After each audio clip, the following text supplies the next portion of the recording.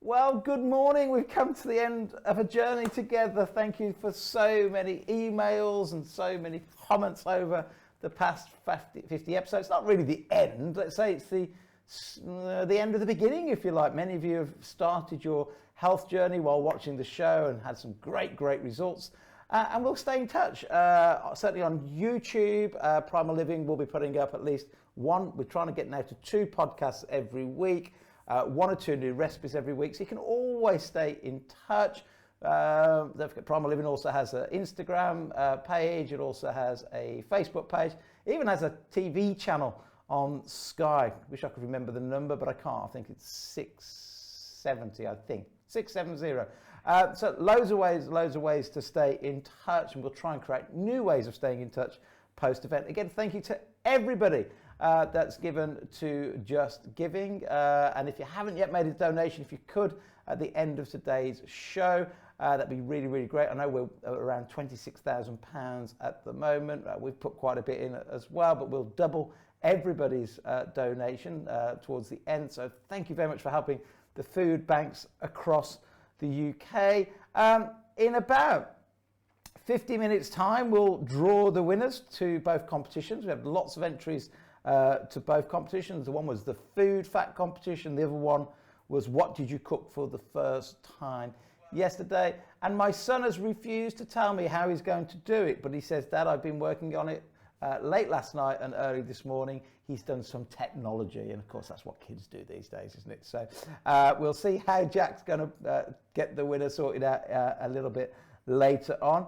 But before we do, today's chat, we've said all along, one of the things we wanted to look at is what are the positives? What can we take away from lockdown? And I thought, who better to draw this series to a close than Dr. David and Dr. Jen Unwin, who are right on the button at the moment. I know David's been quoted in a lot of newspapers recently. So let's go straight to David and Jen and get an update. Good morning, team. How are you? Morning. Hello. Yeah, we're good, thank you. Hello. Well, you're both looking really well. All this lovely sunshine and rest. Yeah, we're outside. We're outside. We're one of the things we were just thinking about was, you know, what have people noticed that they've actually enjoyed? That, you know, must be some things that have, not everything's worse, you know, some things are actually better, and just making a note of that for yourself and thinking what you want to carry on. And we've really enjoyed, you know, we've been gardening together and spending more time doing relaxing things, and What's that, Jack? you know, we'd like to sort of keep some of that going. Cutting out and back in, Jack. Can I carry on talking, Jack, while you're doing that? I think. He's fixed it, I think. Hang on. Oh, hang on. So while Jack's been learning a lot in lockdown, hasn't he? So he's been absolutely brilliant. He's done 50 hours of live producing, and he had never done a minute before we started, so he's had to learn all the technology. And of course, listening to all the brilliant guests like yourselves, hopefully it set him up for life with a thorough understanding of you are what you eat. Nutrition makes a difference. Meanwhile, we've got our Edward ironing David's shirts in the other room. he's learned ironing. Not quite as technical, but you know, a useful life skill. Absolutely. He's ironing while watching the television, which is very domesticated of him. So, David, tell us about. Go on. I just wanted to ask you something. Go on. You've had such an amazing, busy, hectic life. And so the last couple of months must have been so different. I'm actually interested in your reflections of, let's begin with what's better? What it has been better about your life, Steve? Well, thank you for asking. Spending more time with the kids, but really spending time with them. Certainly my little one, Jack will tell me whether this is right or wrong, but I don't think I've ever spent hours doing Lego with Jack. But I have spent hours doing Lego with little Louie, which has been fantastic. Having all the kids around, I mean, you know, we do a lot, as you know, with my kids. We're on holiday lots, and we do spend a lot of time together anyway. But doing it in much more of a confined way has meant we've done more things. We've done sort of more cooking together. We've been on more walks together. And conversations have been different, I guess. So, yeah, I think there's a lot of positives. I'll tell you one for definite, and I don't know whether you find this. You probably don't because you're both doctors, but I always, my dad, my kids and my wife always say to me, when I talk about food, they go, what do you know? Yes, you've written some books, but what do you really know? And I went, well, okay, well, but they'll listen to their doctors and they'll listen to, but the interesting thing for the entire family, because now Jack's on my side, it's like all of a sudden, let's say since I've been writing the book that they've been good and healthy 60% of the time. Maybe they get their breakfast better, but I still catch them occasionally having the sandwich. I would say their eating has gone 90% good now, probably only 10% naughty, because there's two of us saying it. And my wife's even been dialing into some of the shows when we've gone upstairs all excited, which she's never done before. Yeah, I think the health message has resonated across the whole family more than in the past. Yeah, and across the country, I think people are, cooking. Obviously we're at home, so we're cooking more, not just nipping out and getting this, that, and the other. The takeaways are not as easy. The takeaways aren't open even. So, it'd be fantastic, wouldn't it, if people keep cooking fresh, buying local as well. We're not kind of driving miles necessarily to the massive shops. We've been buying at just around the corner. We're good friends with the local butcher, of course, as you can imagine. And I think that's been another massive positive, really. And I hope people keep going with that. I know some people have struggled in the lockdown, haven't they, with, maybe emotional eating and drinking and so on. I'm hoping that perhaps there's a significant majority who'll keep shopping and cooking at home. I think some of the research on COVID I've learned from, has been very interesting, where it's basically looking as if we might be a while waiting for a vaccine. We still don't have a vaccine for AIDS, for instance. Yeah. So we shouldn't just passively wait for a vaccine to save us all. We should be actively doing what we can now. And the interesting thing is to look at the factors that make a difference if you are going to get COVID. Now, for you and I, it's bad news because men do worse. It's particularly bad news for me because men over 60 do badly. So we can't do anything about our sex or age, but the evidence is things like better control of diabetes, improving obesity, and hypertension. Now, these are three things that your lifestyle makes a big difference. And I think there was one study, wasn't there, that said there's such a direct link between mortality and obesity. So my message really is, don't do what you can.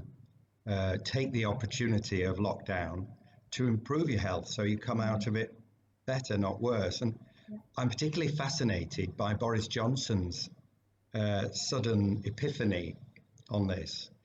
He came out, wasn't it, I think Thursday or Friday in the Times.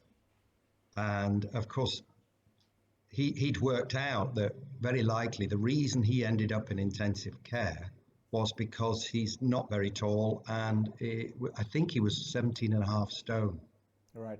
And I'm delighted to hear that he's going to wage war on obesity. I'm fascinated as to how he's going to do that.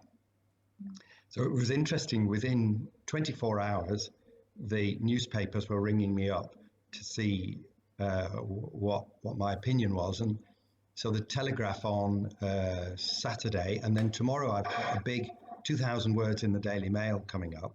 Well done. And I think let's think about junk food. And my call to Boris, if he's watching, let's hope he's watching, Steve.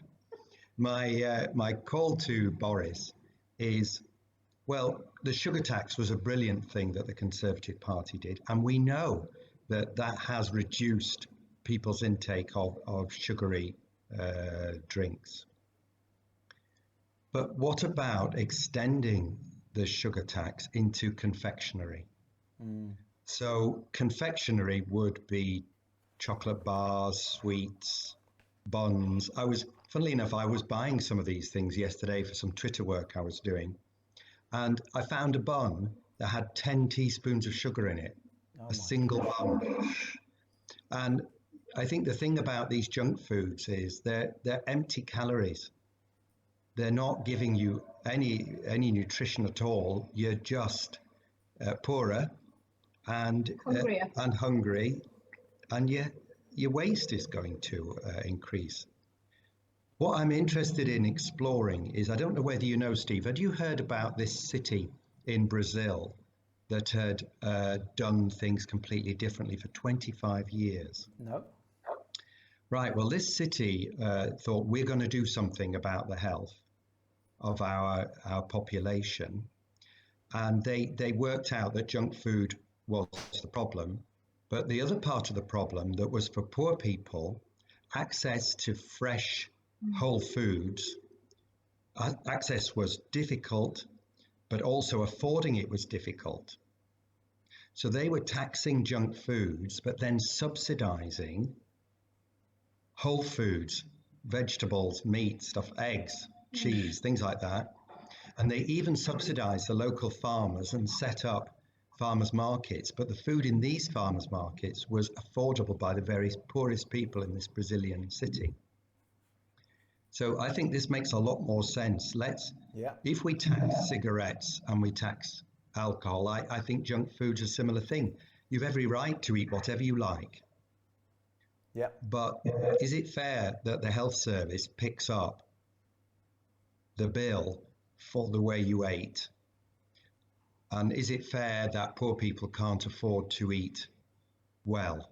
And I suppose this is what you're devoted to, isn't it, Steve, with the food banks and this kind of thing? Yeah. How can we get good quality food in food banks?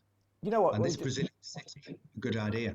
I'm going to research the Brazilian city because I've not heard about that. But there's a parallel to that, you know, David and Jen, and that was that this same experiment happened here in the UK, but in the 1870s.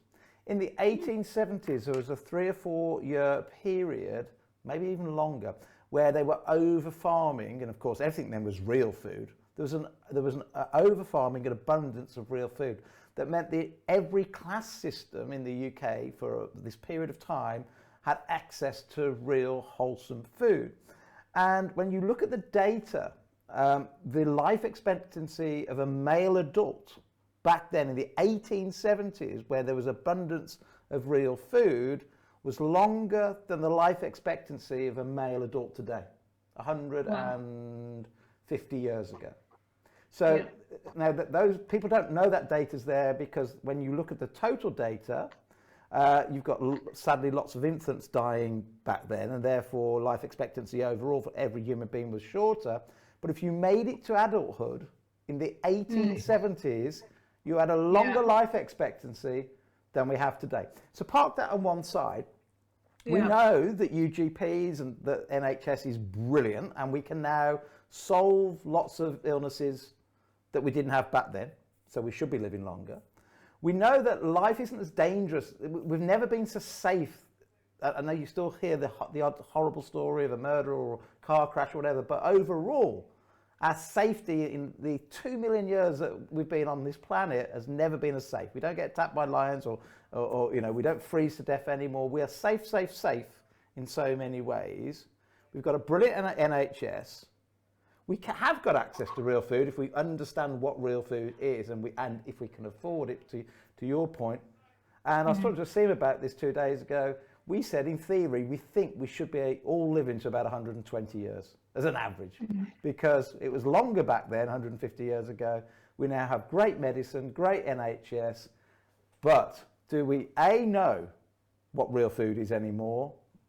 Because there's all that crap out there as well. And B, can you afford it? And you're absolutely right. How do we get to a point where everybody knows what real food looks like and can afford it?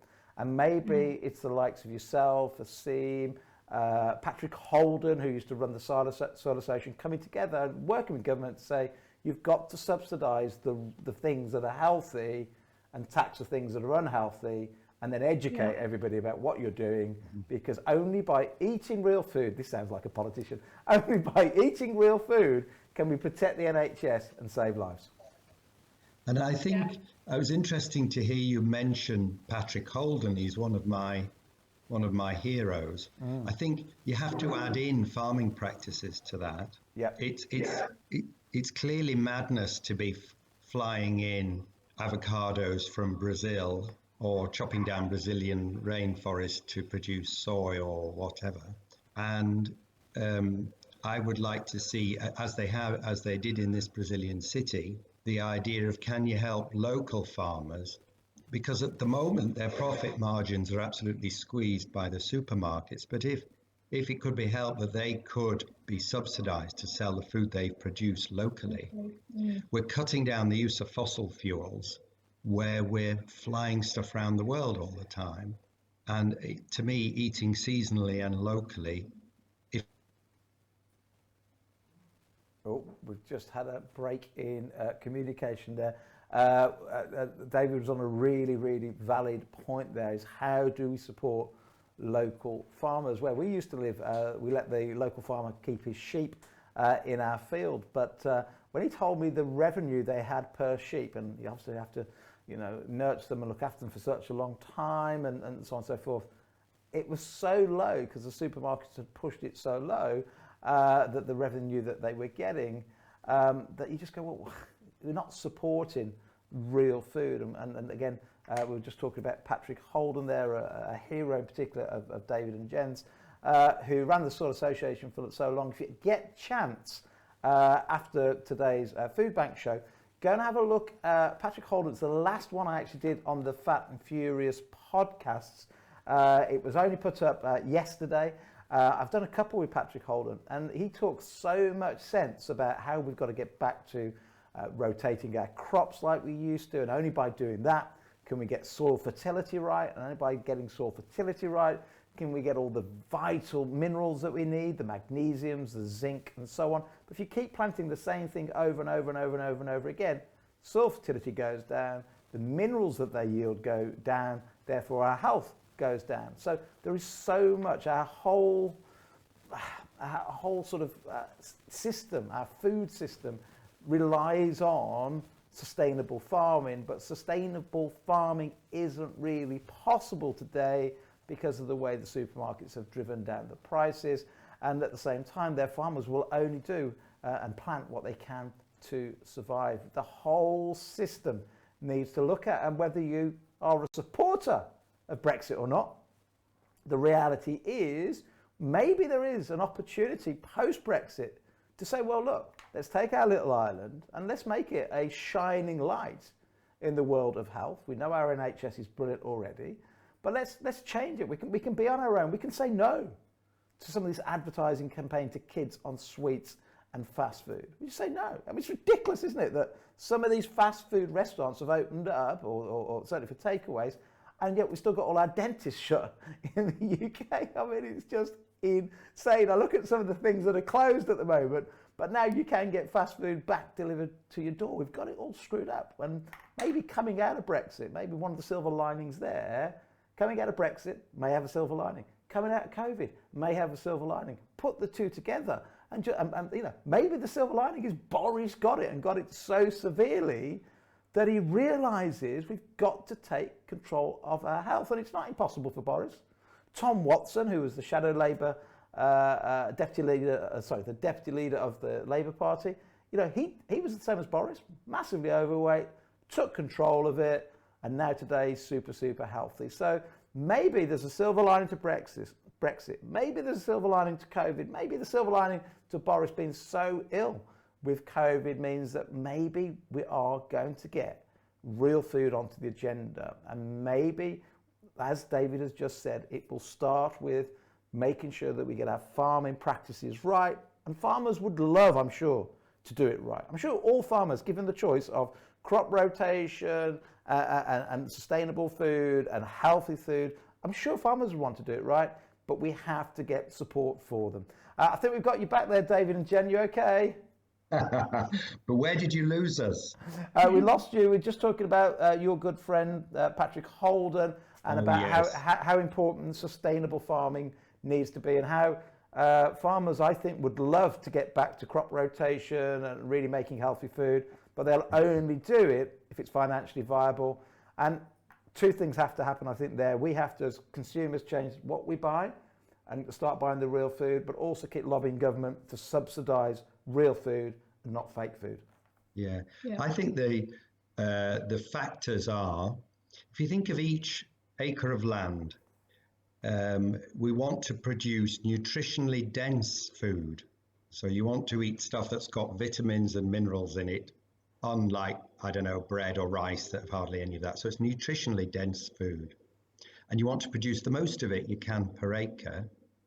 But to do that, you also want to use the minimal amount of herbicides and pesticides. And then in addition, people have got to be able to afford that food. And if you do that, you're caring for the soil as well, which was where, I mean, Patrick Holden began with the Soil Association, which is a really good place to begin. I think many people don't realize how the actual soil we're growing our crops on is deteriorating over time. If you just took the idea of magnesium, I think there's about a third less magnesium now, which is a vital element. Yeah. There's about a third less magnesium now in our food compared to 40 years ago. Yeah. And that's because if you raise vegetables just by using nitrogen and phosphate, there are other things in green veg, and magnesium's one of them.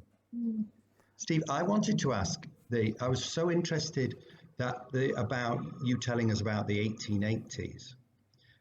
Absolutely fascinating, this idea that it was the child deaths. So the average mortality, it's like you live to about 45. The problem, of course, was childhood mortality. And when you factor that out, people actually, if they got to adulthood, lived a long time.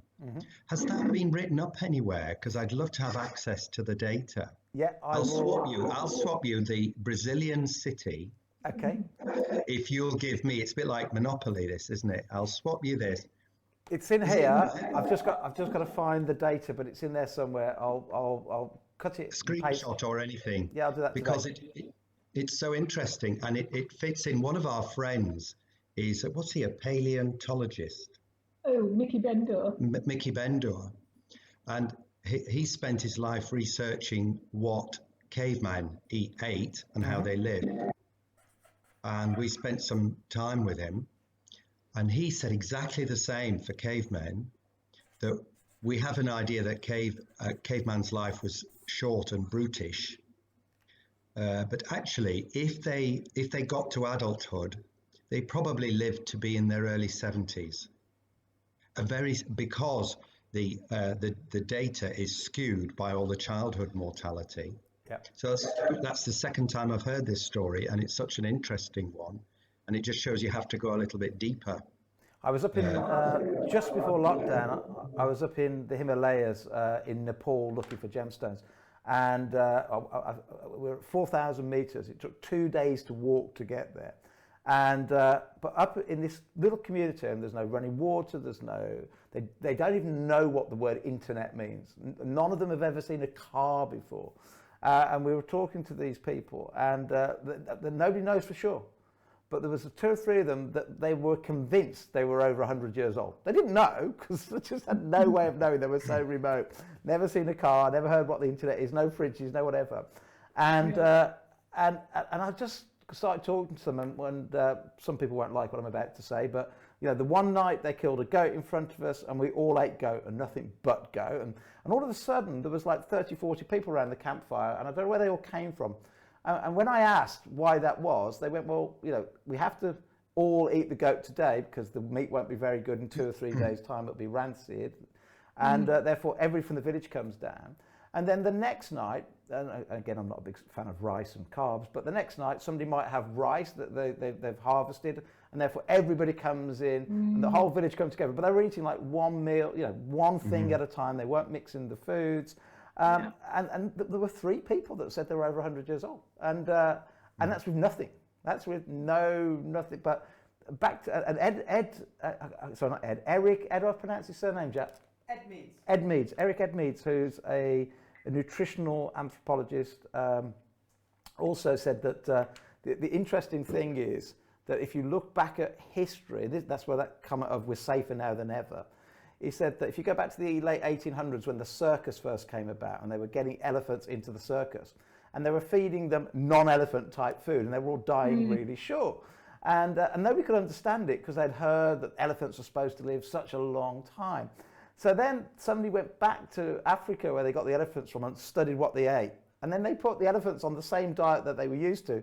And all of a sudden, these elephants were living longer than they ever did in the wild, which kind of proves you have to eat what you're designed to eat. But if you can protect yourself, because now in the circus, they're not being, there's no predators after them. So they were safer and eating the right food. And I can't think that's where we are today. We are definitely definitely safer than we were in the 1800s. You know, none of us get frostbite. We all have heating in our homes. We're probably too comfortable. We're safer from the diseases. You know, nothing's really attacking us anymore. So we're in a safe environment. As long as we've got access to real food and we understand what real food is, and we've got an NHS, we should all be around a lot longer.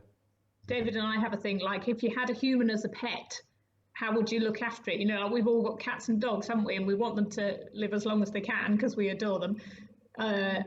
How would you, or you know, if it was a human zoo, how would you look after people? And it's absolutely that, isn't it? Well, they need fresh air, they need clean water. But can I jump in there, Jen?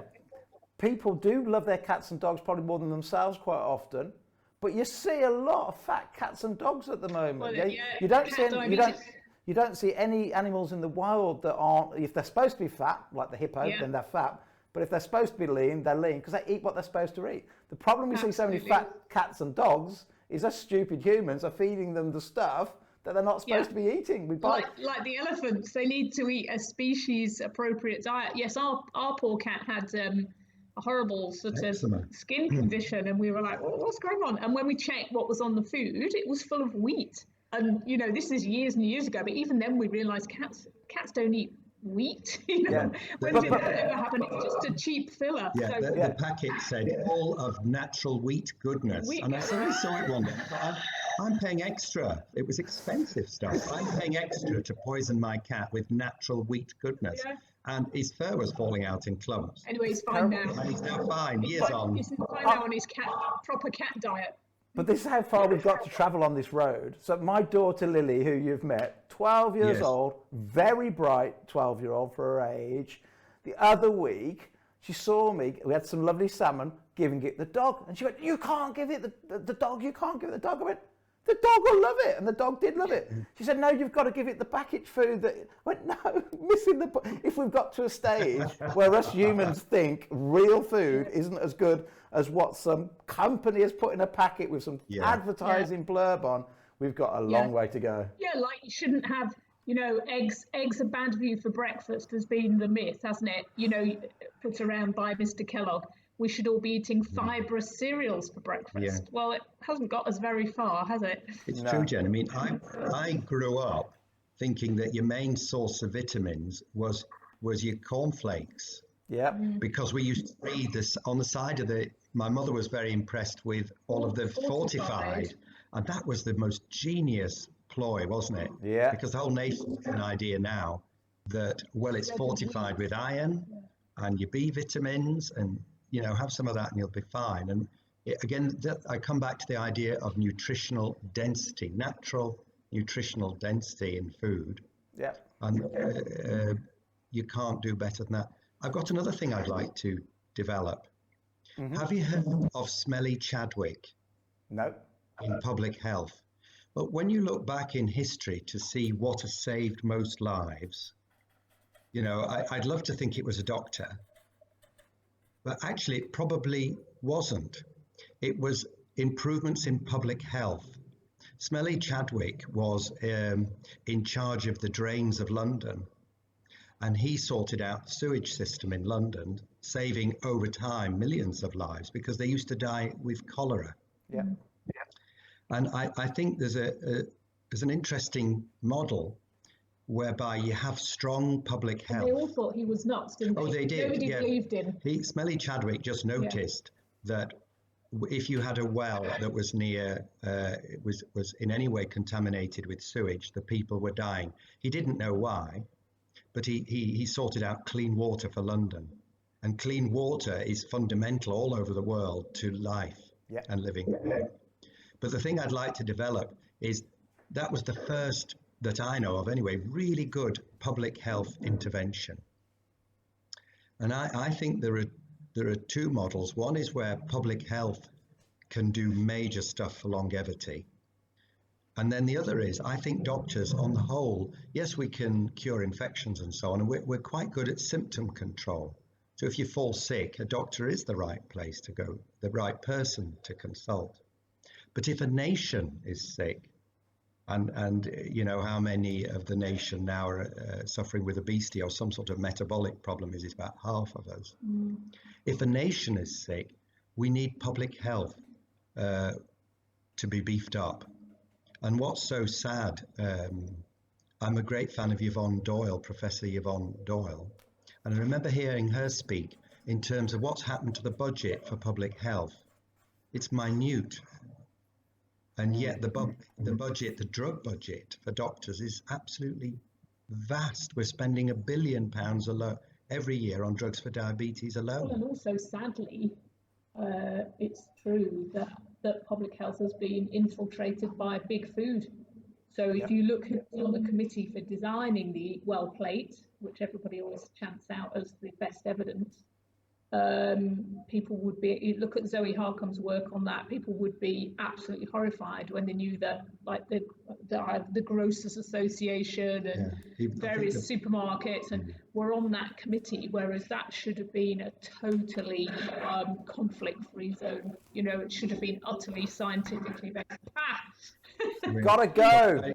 It's like on a toilet seat, which is it's my bedroom mirror, so I haven't been able to comb my hair for 50 days, so this will be going back on the bedroom with that taken off in a moment. Hey, talking about Kellogg's, do you know why he invented Kellogg's in the first place? Yes, to stop young men having evil thoughts, wicked thoughts. I'm going to say it's our last day, so we can't get shut down. Apparently, he invented Kellogg's to stop men from masturbating because it was so bland. How about that? Yeah, historically true. The belief of the Seventh-day Adventists was eating meat was made you a bit evil, red, hot-blooded, and led to impure thoughts, or lots of them. Yeah. I think the other thing was the genius of Kellogg's was to design a way of getting people to eat cattle food. So, as you know, we have sheep and I've had a cow and all these various animals, and we feed them flaked maize. And America produces a terrific amount of flaked maize, which is just corn crushed. But basically, if you look at flaked maize, it's so similar to cornflakes.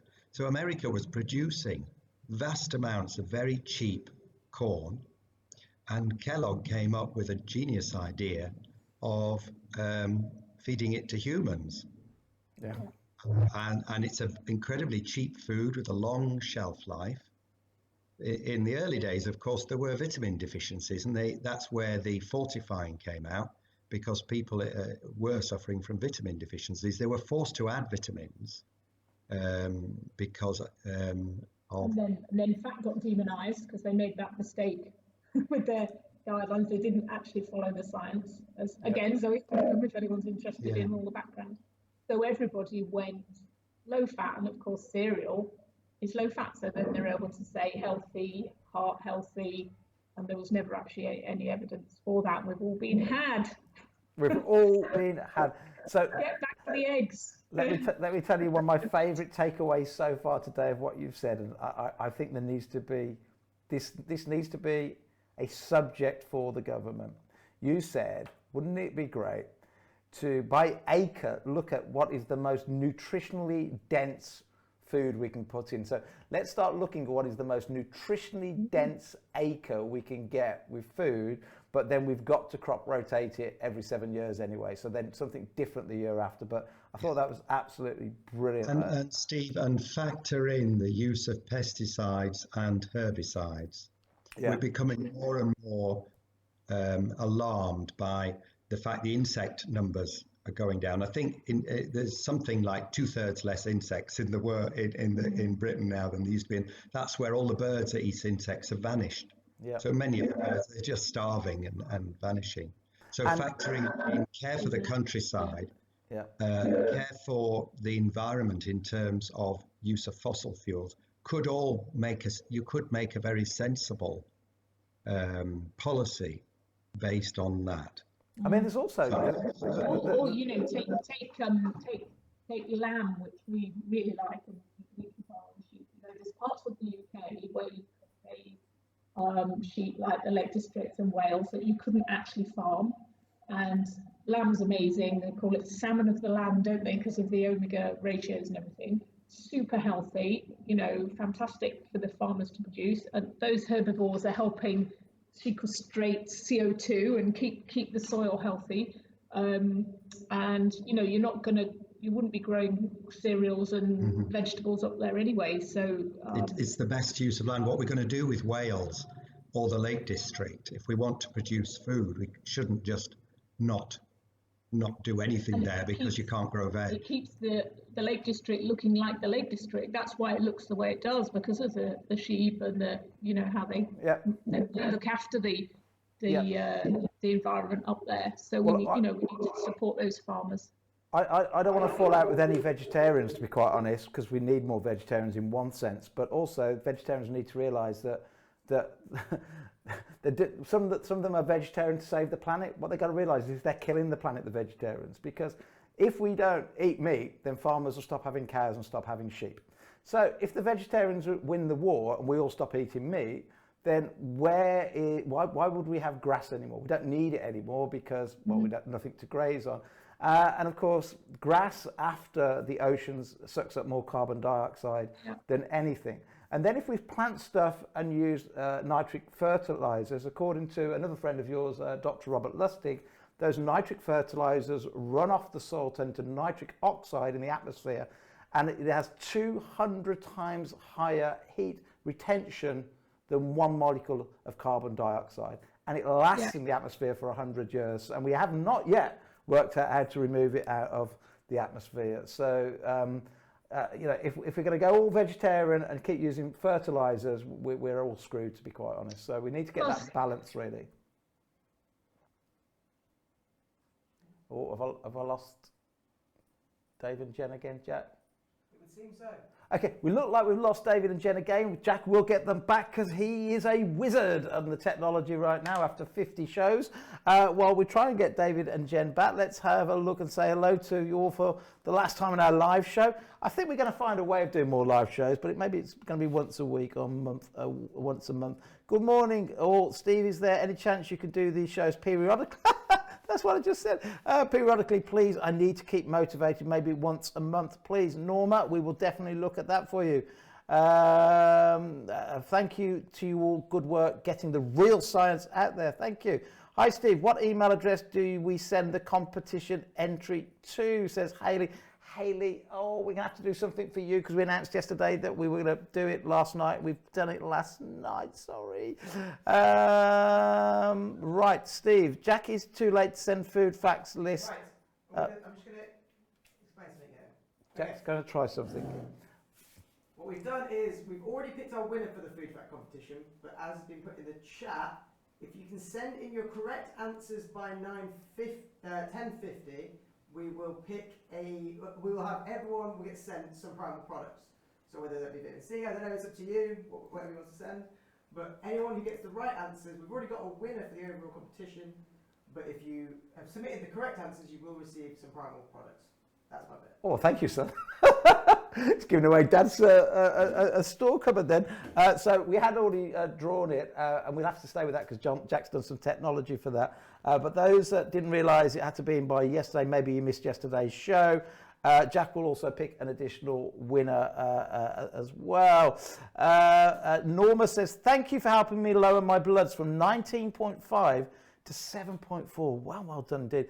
And losing 5.5 kgs. You inspired me to do something to save my life. I will be eternally grateful. I'm feeling marvellous. That's great, Norma. Well done indeed. Keep up that great work. Julia Gaunt says, will we still be able to watch the videos back after the shows end? Yep, they're all going to stay up on YouTube. Norma's just told me that my own TV channel is channel 670, so I got it wrong. Well done, Norma. Leah says, no worries, congrats to whoever is the winner. Susan says, hello, doctors. I was prescribed levothyroxine years ago with 0 symptoms. Might I be able to come off it now I'm eating close to Primal as I can? Thank you all so much, says Susan. Well, when we get David and Jen back, we will put that to them, Susan, because I don't know the answer to that one. I'm not a doctor. Sally says, learned so much from these shows, why I'm doing what I'm doing and bolstering my resolve. Healed my, I can never say this one, psoriatic arthritis, brain fog, energy levels, etc., with low carbs. Well done, Sally. Way to go. Sally also says, I'm 67 years old and loving life more and loving learning. Thank you to Steve and Jack and all the contributors. Oh, that's great, Sally. Well done indeed. Tracy said, hi, I've not sent in my list, though you was going to do it on Tuesday. So like Jack says, we'll pick an additional winner, Tracy, post-show. Already have my list because it's a long list. Great. Susan says, hi, Sally, I'm 74 and very frustrated that I'm only now learning the true food science. I feel so lucky to have had access to all of these experts. Oh, that's great, Susan. Yeah, I know your frustration. Luckily for me, I found it out when I was 49, the truth, and it does make a difference when you know the truth. And most people that you have seen, the guests on the show, have all contributed to my latest book. That's how I got to know most of them. And they're all as frustrated as well, because it is reasonably straightforward once you understand what real food looks like, and also understand about vitamins and minerals and so on and so forth. And when you really understand that if you're overweight at all, it's really the processed foods, the packaged foods, the carbohydrates, and not so much carbohydrates in veg, because we need those in green veg, but the empty carbs, those are the pasta, the rice and the bread that has got us all to the state we are in. Let's keep going. I feel guilty having eaten junk and causing diabetes, high cholesterol, etc., and costing an NHS unnecessary cost. I'm pleased I've changed. Don't feel guilty, Norma, at all. Because if you don't know, I mean, none of us know, and the truth has been concealed from us for the last 50 years because so many big companies have got rich off the back of super cheap food that they've engineered for addiction and long shelf life and profit. It's engineered for addiction. So don't feel guilty for causing the NHS unnecessary burden. You didn't know, but you do know now, and that's the difference. It's like a friend of mine, when he read my book, he said, well, are you suggesting then we're all committing suicide? And I went, not at all, because you'd have to know you were committing suicide. If you carry on post-understanding about real foods, and if you're overweight, you carry on eating cakes, pasta, rice, when you now know you could have cauliflower rice, or you could have pasta replaced, with carb pasta, not non-carb pasta, courgettes and courgettes. Once you know that, then that's a whole different thing. But nobody should be embarrassed about the fact or annoyed with themselves for not, or feeling guilty if you didn't know before. Jack, lots of people saying that they thought we can do it on the Tuesday. I think I had said that before, so that's kind of my fault. So we'll do the winner today, but then we will pick an additional winner. We're giving away Primal products Afterwards for Primal products, some free Primal products. Because it was only probably yesterday that I said that yesterday was the last day. Leah says, if COVID stays as they predicted, how will people with serious health issues be able to socialise like others? As such a high risk for infection like vaccine is not an option. Doctors, you are one of... I mean, it's a really, really good question, Leah. So let me try and answer that a little bit with my own personal opinion. And it is difficult. So my mom and dad both turned 80 earlier this month. My dad is 6 days older than my mom. My dad has diabetes type 2. He has high blood pressure. He injects himself every day. My mom has Alzheimer's and a whole host of other things. And yes, post-lockdown, it is going to be difficult for those that have these things until it is really, really under control. So yeah, I don't really have the answer. But the thing is, it depends. Yesterday we had a prediction from Malcolm Patrick, Dr. Malcolm Patrick, that he thinks this thing will drop off. Not Malcolm Patrick. I've done it again. Oh, Malcolm Kendrick, who's one of my best mates. I've got so many Patricks and Malcolms in my head at the moment. I am totally embarrassed. But I'm so sorry that I said that. But he said yesterday he doesn't want to he said, look, okay, I'll put it out there. I think this thing will drop off a cliff within a couple of months. And then if it does drop off a cliff, then Leah, maybe I can start going and see my parents properly and giving them a nice hug, which is the bit we're all missing. Good to have you back, team. You all right? We're back again. Back. Just a thought. I was listening to what you were saying, Steve. Two thoughts. One is I have dyslexia as well, and you get laughed at so much, don't you? Because you end up saying stupid stuff, and your family all have to reinterpret what you say. I bet I bet when you tweet it, I have to have them checked by Jen, because I can say such nonsense if I'm not careful. And it's always the same things I stumble on. So Malcolm Kendrick, so I have to stop and think then. I've spoken to him more than probably any doctor during lockdown. We're working on a project together, and he's clever. He's very I clever. really like him. He's a bit grumpy. He's a grumpy old guy. He and I are very similar age. He's from Oldham, but he has a wonderful brain. Yeah, a wonderful brain, and you'd struggle to scare him. He doesn't scare easily. No, or pussyfoot about. That's why he came out yesterday and said, I think this will drop off a cliff in 2 months' time. And if he's right, then maybe I have to talk to mum and dad and see. Well, mum's hard to talk to because she doesn't understand anything we talk about. But I'll have to talk to her dad and say, right, weigh up the odds. Can we have a cuddle? Weigh up the odds. Yeah, can we have a cuddle? I think it's going to be down to individuals will make. They have to. The same for my mother is 84. Yeah, we've had that conversation. And how long is she to be locked down on the moors above Hebden Bridge? They've only got, possibly. Well, we've all only got so many quality of life years left, and it'll be for each person, I think, to decide. Yeah. The pros and cons of how they go about spending that time. Yeah. One of the things I wanted, again, a message of hope, which we always try to be inexorably hopeful. Think about what's happened to swine flu. Yeah. Where's that gone? We never had a vaccine, SARS. did we? Yeah. Or SARS. And Robert, my son, was ill with swine flu. And at the time, that seemed terrible. But it just vanished. And some of the, what happened to Spanish flu after the First World War? Yeah. It was terrible. I think it killed far more people than died in the First World War.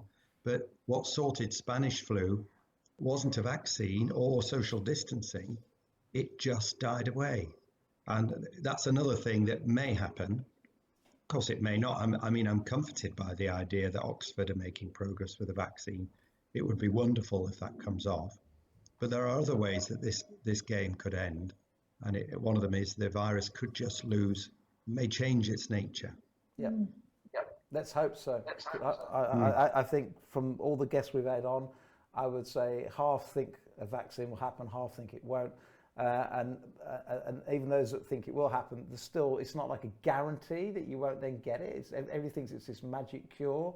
And it will work for everybody. And I think it was a seam or somebody said something really interesting. It's Patrick Holford.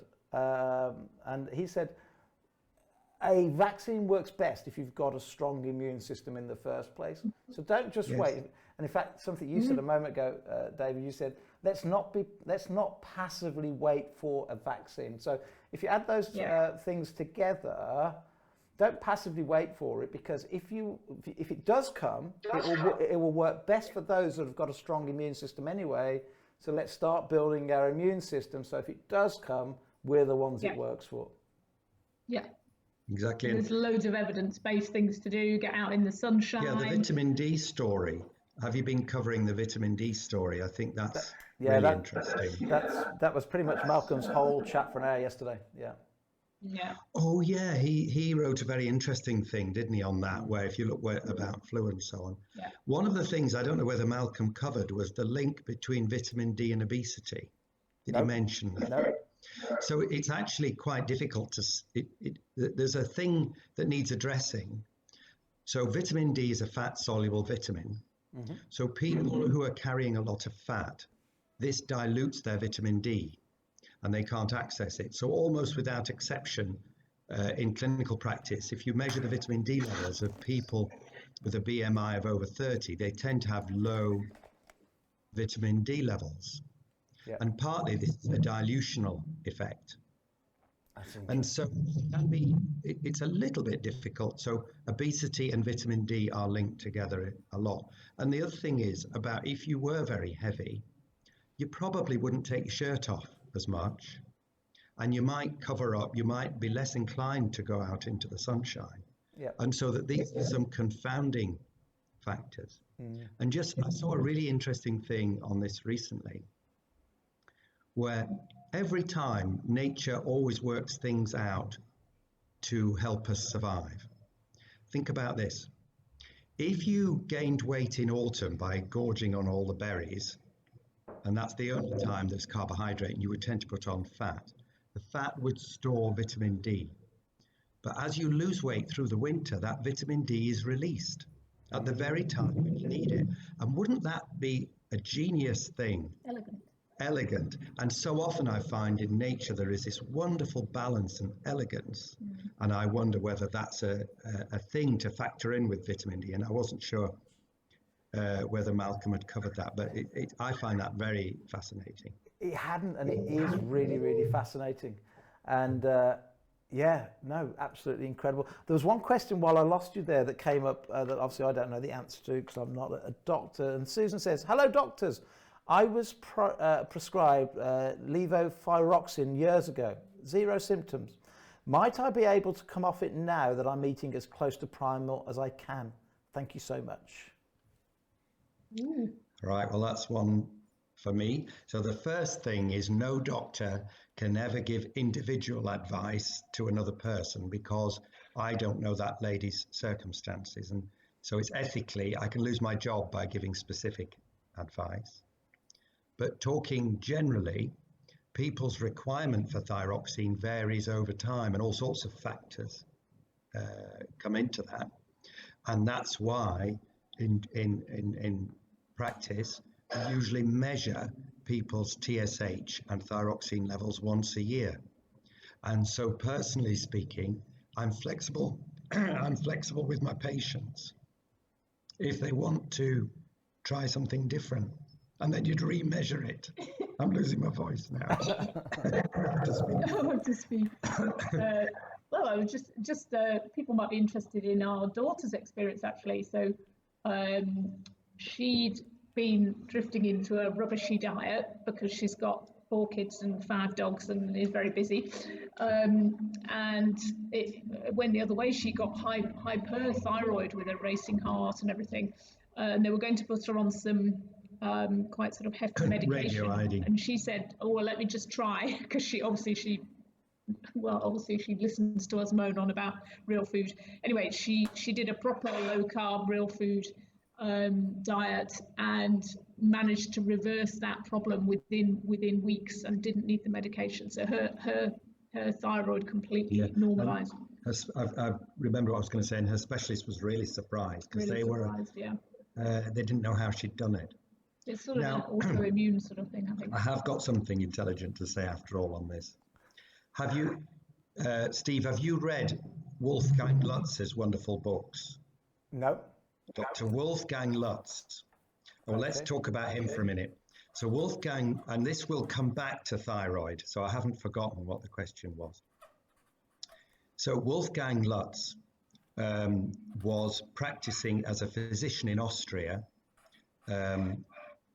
for about 30 to 40 years, and he kept scrupulous records of what he achieved. His interest was in gastroenterology, but he also treated all sorts of other conditions.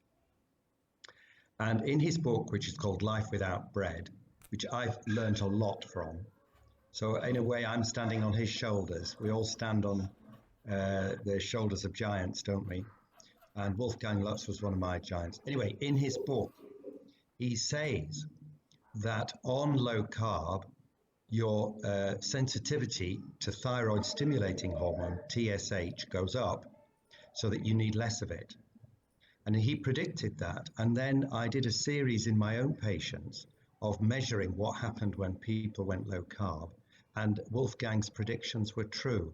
I had the statistics. I've never written this up because I've got so many things I want to write up.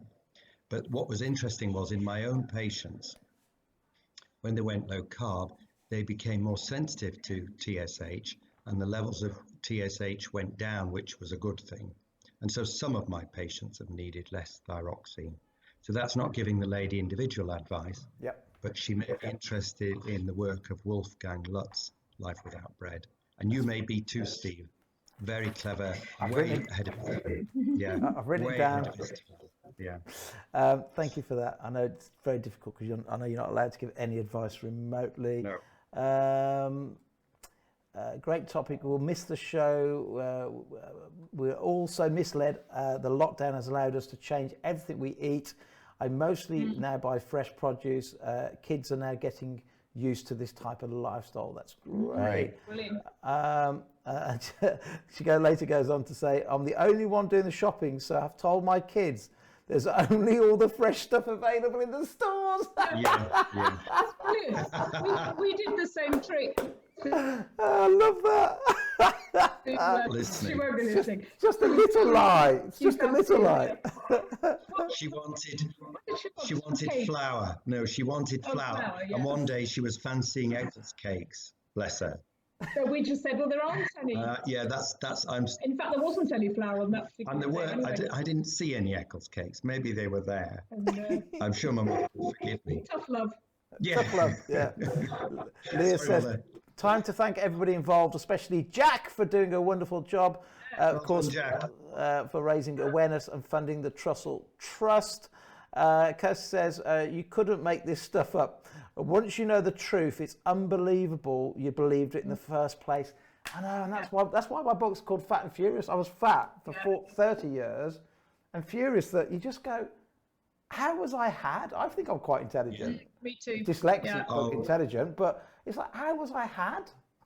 Yeah, and me. And once the scales have fallen, you can't help trying to tell everybody else. And the same. Yeah, I wish I'd known this 40 years, 50 years ago. I wish I'd known it. I feel particularly bad because I'd set myself up as a doctor, supposedly helping people. And, for 25 years, I didn't have a single person who I put their diabetes into remission. And now I've done it 73 times. But what could I have done if I'd known this earlier? What about the people who I just treated with drugs earlier on? And it does. So am I fat and furious? I'm thin and furious.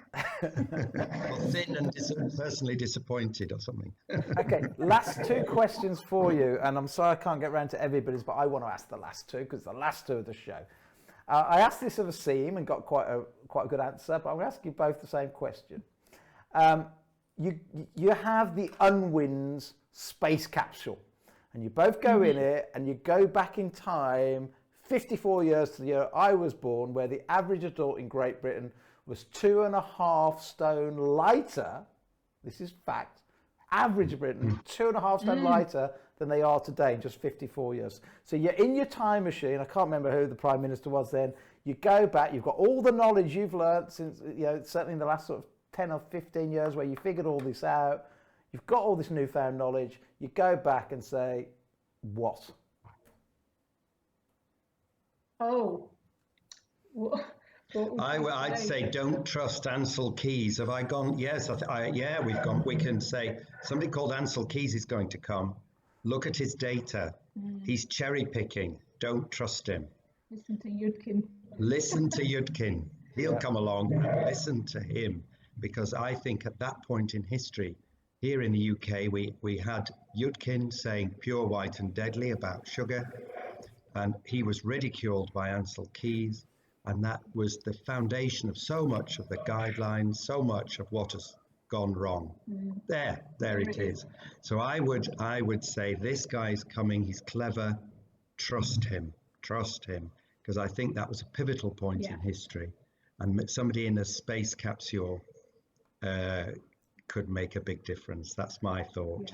I'd say keep cookery lessons, and keep using all your wonderful local, like butchers, fish shop, greengrocers. You know, I think the one of the problems is these massive supermarkets that are really just there to sell. If you look at what's real food in the supermarket, it's not a very big proportion of all the aisles, is it? I go to those places now. I just, try and go to the smaller shops and, keep cooking. Keep cooking.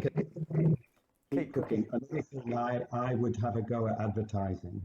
Yeah. I think when we all think back to children, do you remember that tiger and Tony?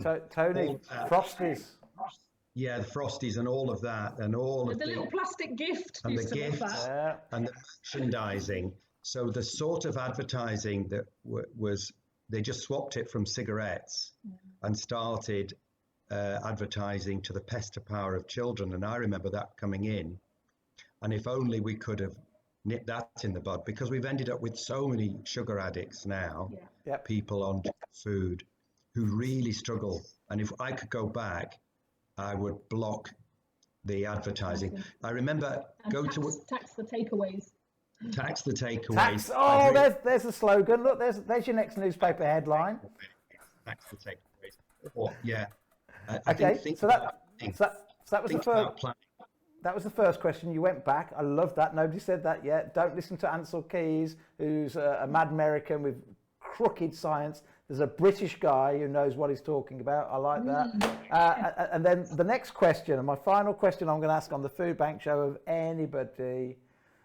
You yourself and Asim, you both and Asim and a few others now are getting listened to at last by some senior politicians. You're getting more column inches, I think, than you've probably ever had. If you do get that one-on-one with Boris and he says, right, I'm going to listen to your advice, I'm going to do whatever you tell me, what's the most important thing we could do to change the current scenario? And I'm not talking about COVID, I'm talking about metabolic health, obesity, all the things that are, that make COVID such a bad thing. What's the first step? What's the first thing the government have got to do? Right, the first thing, because I've already said about taxing. Oh no! Oh, we lost them again. We're going to get you back. I've got to get this question out. Okay, here's my thing. I think that we have to have a separate budget. We've got to separate the NH. I think we've got to separate the NH budget in two. Oh, you're back. You're back. Super. I was just about to say, my single one is, I think we've got to separate the NHS budget in two. We've got to keep what is currently the National Hospital Service, not the NHS, because it's all about treatment, identification and drugs. We've got to keep that going, because we've got to keep it going. But we need to have now a National Health Service that looks at prevention and cure. We need to go straight down the middle that goes, yes, we're good at curing, we're good, we've got medicine, with certain cancers we can now cure, we'll keep trying to cure more cancers, and we'll keep doing this, this and this. That's the National Hospital Service, that's there. Let's have, maybe Matt Hancock looks after that. Let's have the National Health Service where we look at prevention, because an ounce of prevention is worth a ton of cure. That's my takeaway. And make it completely conflict of interest free. Yeah. No allowance for the supermarkets and the big food industries. Because they often talk about partnership with industry is important. But really the motivation of industry to partner with government has got to be to sell more product. Britvic with Diabetes UK was a scandal in our view. What good is ever going to come out of partnering with Britvic, really? Yeah. A final thing from me, I've noticed as a GP, that over time, I've lost district nurses, palliative care. We used to have home helps, all sorts of cuts have been made. But strangely, the drug budget is largely untouched and has been allowed to grow and grow and grow. And yet we should be weighing up how we spend our money on the health service. Are we getting bang for our buck from all the drugs that I prescribe? I really wonder.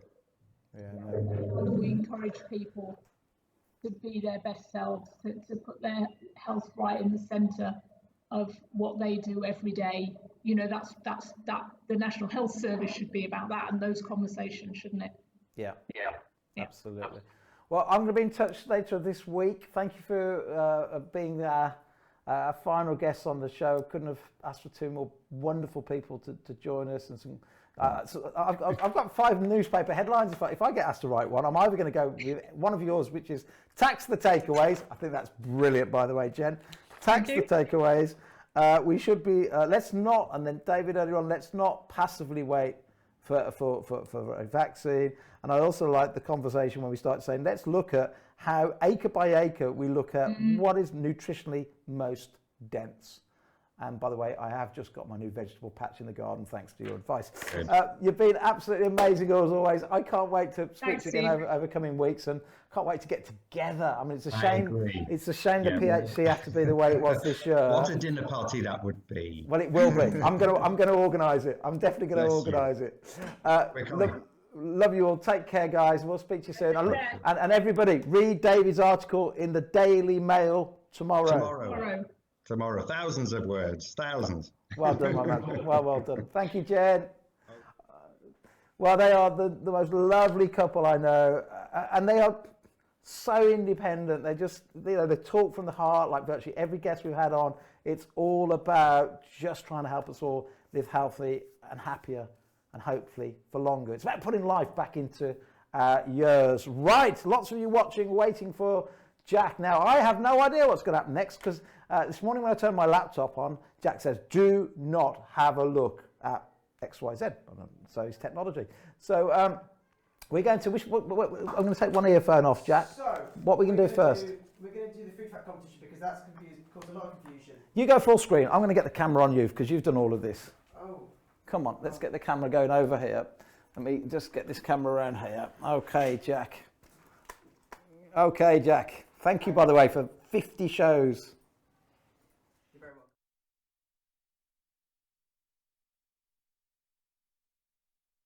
welcome. Multitasking is not your thing. We're here. You can carry on talking to the camera while you're working. Yeah. Hello. Right. So which competition are we doing first? You've caused confusion here. Why is that, Jack? Jack, what competition are we doing first? Here we go. Right. Okay. So first competition we will be doing is the food fact competition.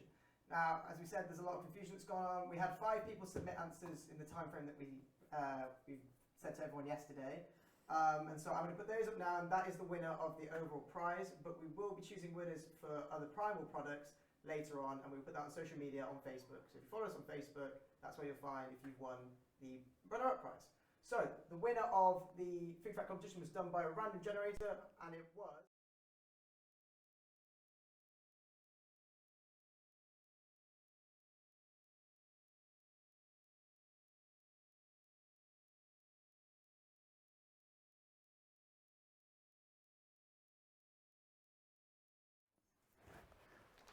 It was Andrew Hunt. Andrew Hunt. So on our random generator, Andrew Hunt, who's great, because I know Andrew's been on quite a few times. Don't know if he's there today, but it's been on quite a lot. Now, Jack, everybody on your little spinny thing there, so Andrew Hunt will we're get... We're going to do a random generator. Okay. And we will have a selection of people that win a runner-up prize, which will be Primal products. Okay, so here's what we're going to do. Andrew gets the main prize, and then everybody else that submitted an answer that's on the wheel, or that's there today with answers, we can have some runner-up prizes for you. Jack, Poppy and Nick will work out the logistics of that, but you're all going to, everybody's going to be a winner. Right, okay, yeah, sure. Okay, everybody's going to be a winner. And then for our food photo competition. Right, food photo competition. Our winner. Okay. Let's it's Marilena Volosinovici. Marilena Volosinovici, is that correct? Yep, she's absolutely nailed it. She's nailed it with quite a few different ones being sent in. So you're our winner. Sorry, I can't pronounce your name. Marilena. Well done to you. You sent in apparently several different. So the other one was all random. This one was we chose the one we thought that we liked. But I think we can have some runner-up prizes as well, aren't we, Jack? Well, yeah, our runners-up. Runners-up. Sally Taylor, Chris Patterson, Sean Gibson, and Gemma Irvine. So there's going to be 4 runners-up for the What Did You Cook the First Time Yesterday competition. Well done to all of you. And everybody's going to be a winner that has taken part in guessing all the food facts that we've done over the various days.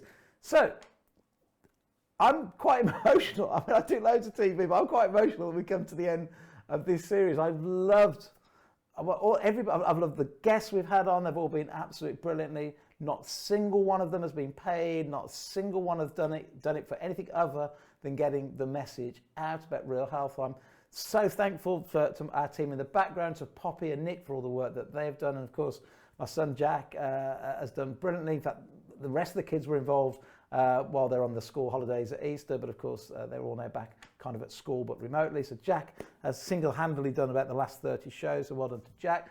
And to you for all taking part. If you weren't watching and tuning in and taking part and asking questions, we'd have given up a long time ago. And a massive thank you as well to everybody that has supported the Food Bank show in terms of the donations to Just Giving. If you can make your donations today to Just Giving, that would be great, or the text, and then later in the week we will work out, because we've put some on already, but we'll work out what we need to put on to double it, because that's what we promised, and we are always on our word as a family. So whatever you put in, we will double.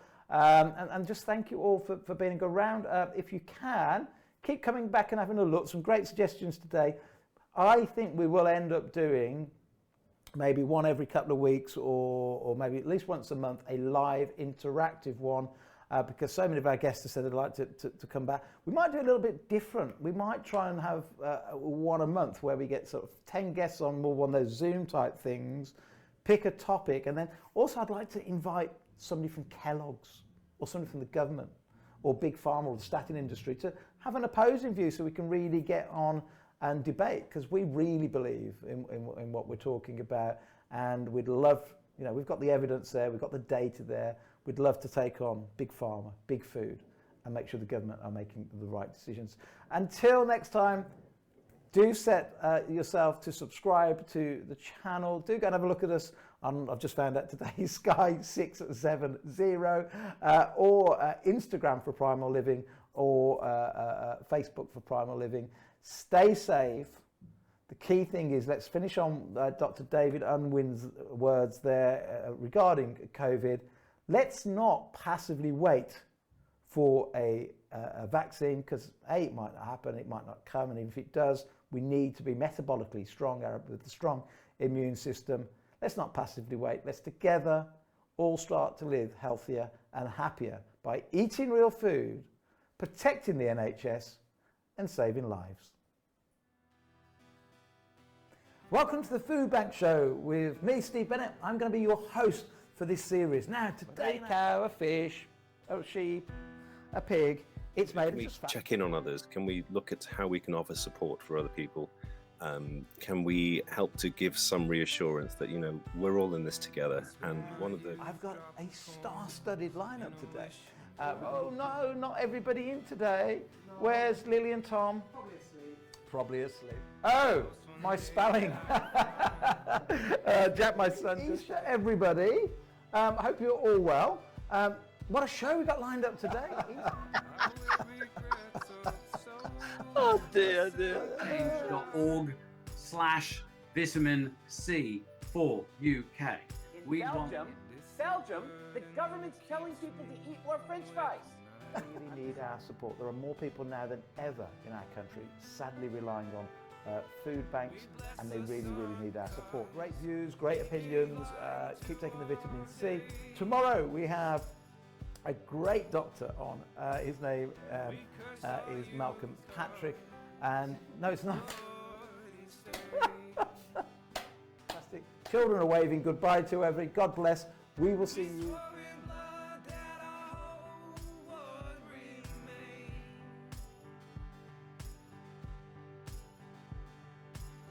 Such fragile